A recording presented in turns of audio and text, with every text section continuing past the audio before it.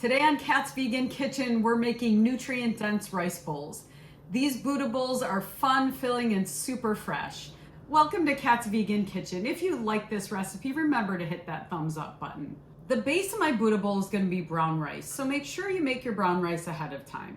I always make a big batch of brown rice to have throughout the week because it's a great whole grain carbohydrate that adds nutrients to your diet. It also adds a little bit of protein. You can also add noodles, rice noodles to this bowl instead, or even quinoa.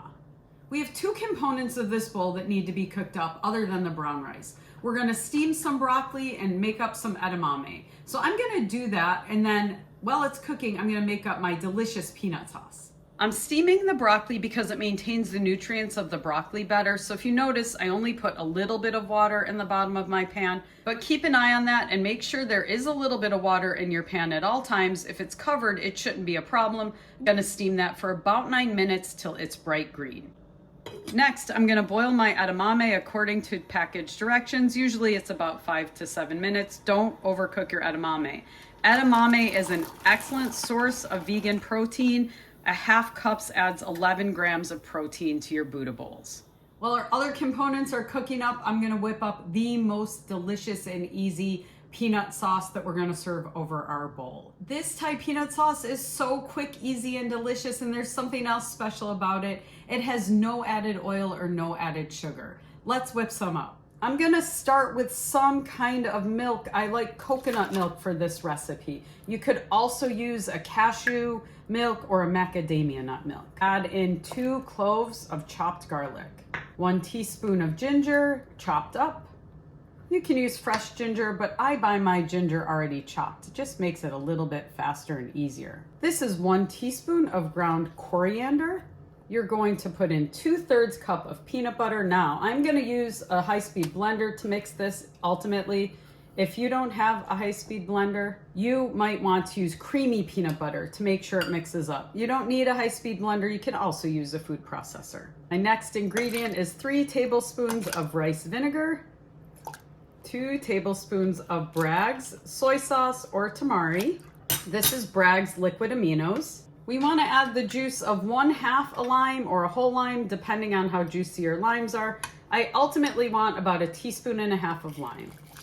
Couple of sprigs of Asian hot chili paste. You can also add in a jalapeno pepper if you have it, or another chili pepper. Before I put it in my high-speed blender, I'm just going to mix it around a little bit. This step isn't totally necessary because my blender is going to do all the work for me.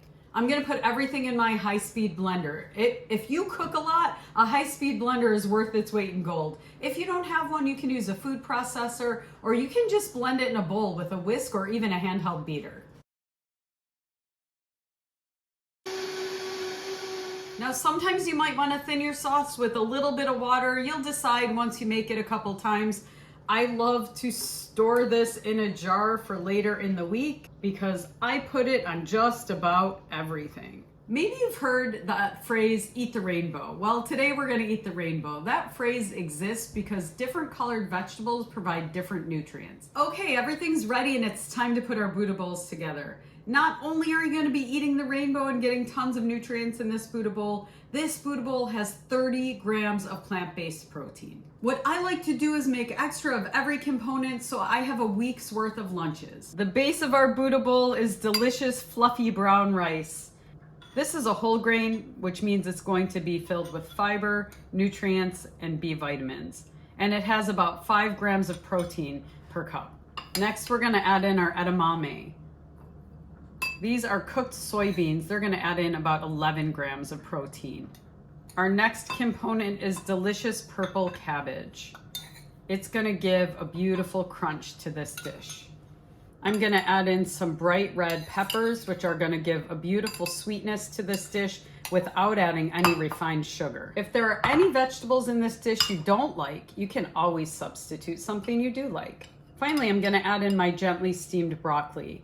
The red peppers and broccoli give a nice burst of vitamin C to keep you healthy all year long. I'm gonna sprinkle in about 1/2 cup of tofu. I make my own tofu every week, but I also keep packages of pre-made tofu on hand for when I'm busy. This is Trader Joe's teriyaki tofu, and I really like the taste.